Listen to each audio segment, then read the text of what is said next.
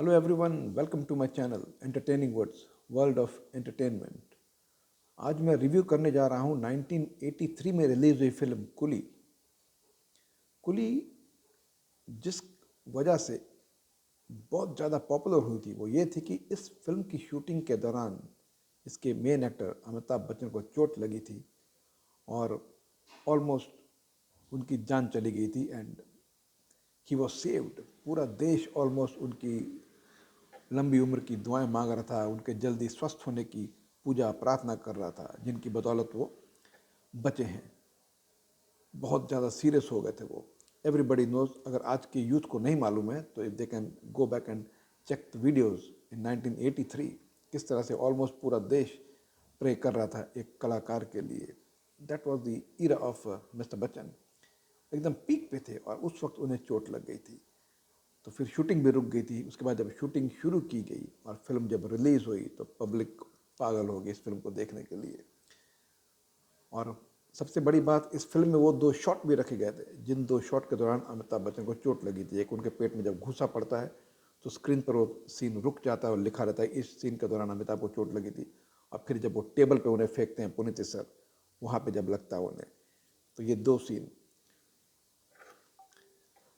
इस फिल्म को डायरेक्ट किया था मनमोहन देसाई ने। टिपिकल मनमोहन देसाई फिल्म है ये, कोई बहुत एक्स्ट्रा ऑर्डनरी चीज़ें नहीं है इसमें, इसलिए लॉजिक की बात आप भूल जाएं। लॉजिक वॉजिक को छोड़ दीजिए आप। You don't need logic if you are watching a Manmohan Desai film, especially the second half जब आप देखेंगे तो लॉजिक वॉजिक सब भूल जाइए आप। ये फिल्म की स्टोरी जो है, फर्स्ट हाफ जो है बहुत ही इंटरेस्टिंग है। इस फिल्म का फर्स्ट हाफ जो है, कादर खान की शादी वहीदा रहमान से होने वाली होती है, लेकिन किसी कारण से जेल में होते हैं। जब जेल से आते हैं पता चलता है कि वहीदा रहमान की ऑलरेडी शादी हो चुकी है सत्यन कपूर के साथ। उनका एक बेटा भी है और एक मुंह बोला भाई है नीलू फुले, उनका भी एक बेटा है।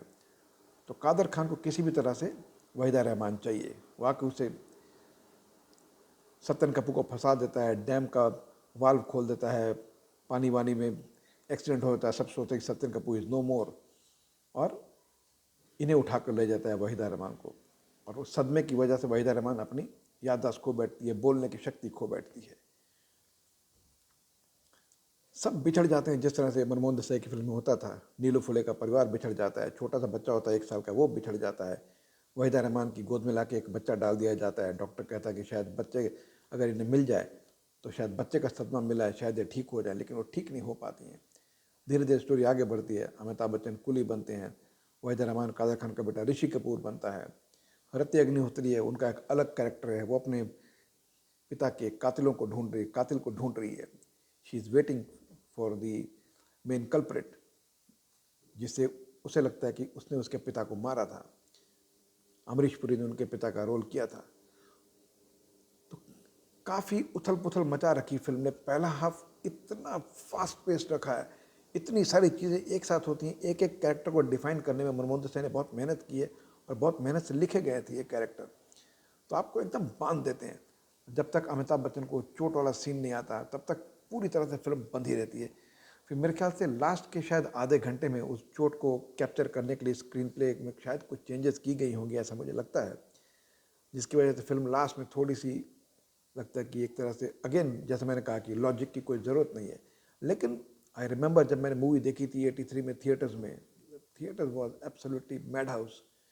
मैंने 7-8 बार तो थिएटर में ही देखी थी। उस समय तो हम लोग तो एकदम मिस्टर बच्चन के डाई हार्ड फैन थे। और जो एटमॉस्फेयर था थिएटर में, आई गॉड, वो बताया नहीं जा सकता। You can only experience.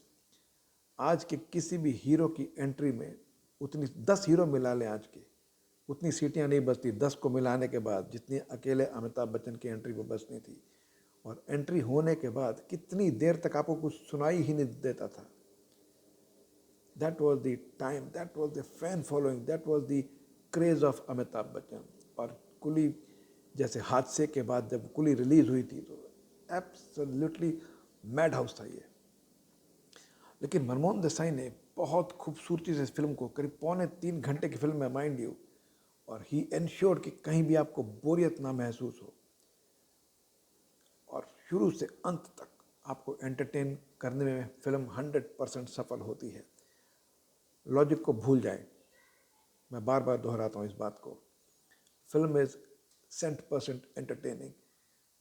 जिस तरह से कुलियों को किस तरह से धोखा देते हैं वो लोग, सुरेश ओबेरॉय, उनके पिता ओम शिवपुरी। ओम शिवपुरी का अपना एक मिशन है। Om Shivpuri and Kader Khan also knows each other. किस तरह से उन्होंने मिलकर, दे नो अमरीश पुरी का खून किसने किया है, रति अग्निहोत्री का, किस तरह से सत्यन कपूर को फंसाया गया था, किस तरह से ये सब खुलासे होते हैं, किस तरह से वहीदा रहमान की आवाज़ वापस आती है, नीलू फुले का बेटा जो बिछड़ गया था वो कौन है, कैसे पता चलता है। शोमा आनंद की अपनी एक स्टोरी है, जो ऋषि कपूर के साथ स्कूल में पढ़ती थी, फिर ऋषि कपूर को लंदन भेज दिया जाता है, ले जाते हैं कादर खान पढ़ने के लिए। एवरीथिंग, मिलना बिछड़ना, सारे लोग मिलते हैं, सारे लोग बिछड़ते हैं। That was the trademark of Manmohan Desai. But जो खूबसूरती, उनको जो एक आर्ट था, जिस तरह से वो ये सब चीज़ों को दिखाते थे, I don't think anybody else could have done this. और उस लिहाज से कुली एब्सोल्युटली फिट बैठती है टिपिकल मनमोहन देसाई फिल्म में। और as far as entertaining is concern, it succeeds in entertaining you.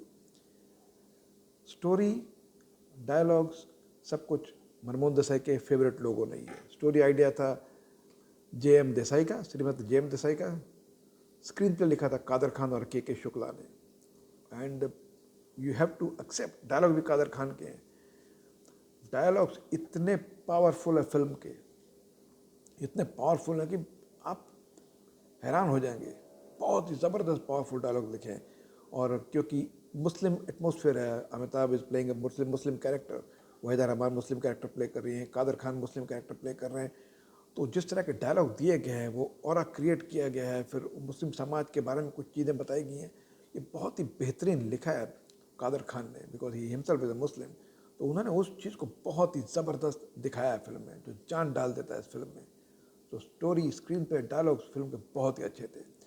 और सबसे अच्छी बात इस फिल्म की है एडिटिंग, जो ऋषिकेश मुखर्जी ने की थी। Mind you, Manmohan Desai has asked mister Hrishikesh Mukherjee to do editing of this movie, और उन्होंने बड़ी ज़बरदस्त कैंची चलाई है फिल्म के ऊपर, बहुत अच्छी कैंची चलाई है और फिल्म को एंटरटेनिंग रखा है।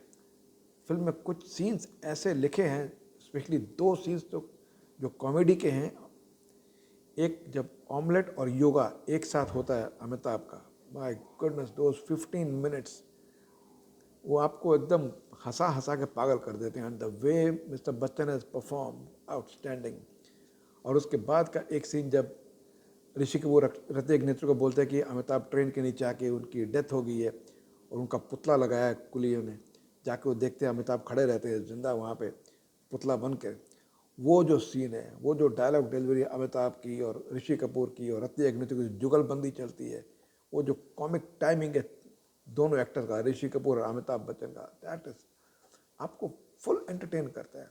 एक लंबू जी टिंगू जी गाने में जिस तरह से अमिताभ और ऋषि कपूर बिहेव करते हैं, एक्ट करते हैं, अलग अलग भेष धार के आते हैं, वो सीन। मुकरी के साथ दो सीन है ऋषि कपूर के। कॉमेडी जितनी भी थी, करीब 45 मिनट की कॉमेडी है, वो आपको हंसा हंसा के पागल कर देती है। Manmohan Desai was a master of everything. Action sequences आप देखें, इतने ज़बरदस्त, करीब 7-8 एक्शन सीक्वेंसेस है और इतने ज़बरदस्त हैं। जो अमिताभ के एंट्री सीन है जिसमें सुरेश ओबेरॉय के साथ उनके फाइट्स हैं, फिर उनके घर में जाके एक फाइट्स उनके, फिर पुनीत इस्सर के साथ जो फाइट है जिसमें उनको चोट लगी थी, वो तो एकदम इलेक्ट्रिक है, ज़बरदस्त एकदम।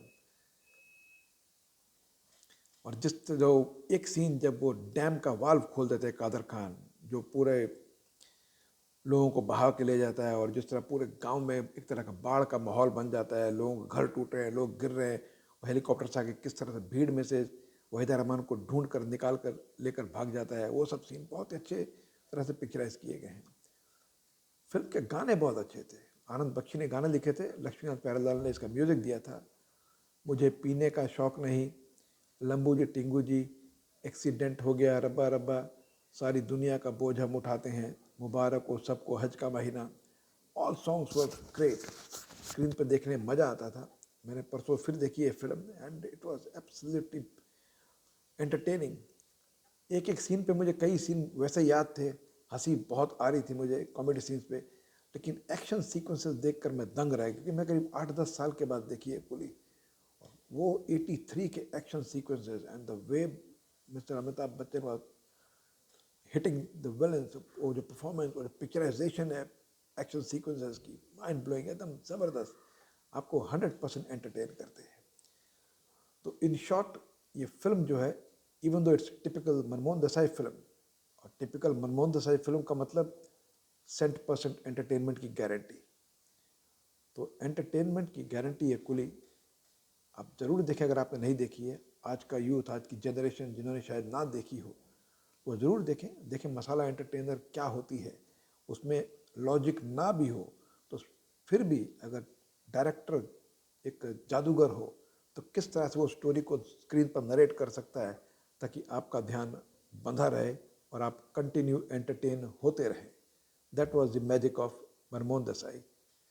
अब परफॉर्मेंसेस की बात करें इस फिल्म में, एक भी ऐसा कलाकार नहीं है जिसने परफॉर्मेंस अच्छी ना दी हो। हम गिने चुने लोगों की बात करेंगे इस फिल्म में। मुकरी छोटे से रोल में बहुत ही ज़बरदस्त, जब भी स्क्रीन पर आते हैं आपके चेहरे पर मुस्कुराहट आ जाती है। नीलू फुले जो अमिताभ के मामा बने हैं और ऋषि कपूर का पिता है, उनका काम बहुत अच्छा है। Om Shivpuri brilliant, Satyan Kapoor brilliant, Puneet sir okay, उनकी डेब्यू फिल्म थी। Suresh Oberoi was good. Kader Khan absolutely mind blowing, बहुत ही ज़बरदस्त परफॉर्मेंस उनकी, डायलॉग डिलीवरी, उनके फेस एक्सप्रेशन, जिस तरह से वो उनका कैरेक्टर उभर कर सामने आया है, बहुत ही अच्छा कैरेक्टर उनका है। विलन ऐसा ही होना चाहिए, अगर आप देखें तो इतना ही क्रूर होना चाहिए, इतना ही जल्लाद तरह का होना चाहिए, वैसा कैरेक्टर है उनका। और वाकई उन्होंने परफॉर्म ज़बरदस्त किया है। शोमा आनंद का रोल बहुत छोटा है, खूबसूरत लगी हैं और काम ठीक ठाक है। रति अग्निहोत्री बहुत खूबसूरत लगी हैं, काम भी उन्होंने ठीक ठाक किया है। Wahida Rahman, as usual, was once again top class. Absolutely flawless performance from Wahida Rahman. Rishi Kapoor का रोल भी बहुत अच्छा है और वो बहुत ही मंझे हुए कलाकार थे, बहुत ही अच्छे कलाकार थे, उनका काम सराहनीय है। Absolutely flawless performance दी है। But once again, as expected, the life and soul of this movie is Amitabh Bachchan. Without him, Coolie was unthinkable. He is simply outstanding. 10/10 to mister Bachchan. उनको क्या हम आंकेंगे, उनको क्या उनकी गलतियां निकालें। एक्शन सीक्वेंसेस हो, डायलॉग डिलीवरी हो, उनका जो एंग्री मैन का रूप हो, जो जो कॉमेडी सीक्वेंसेस उन्होंने किए हैं, एक भी सीन ऐसा नहीं है जहां बोल सकते कि यहाँ थोड़े से फीके पड़ गए हैं। 10/10 in everything that he did. Once again hats off to mister Bachchan for this performance. मैं ये फिल्म रेकमेंड करूँगा हर उस इंसान को जो मसाला फिल्मों के शौकीन है, ज़रूर देखें। You will be thoroughly entertained. Thank you very much for watching this video.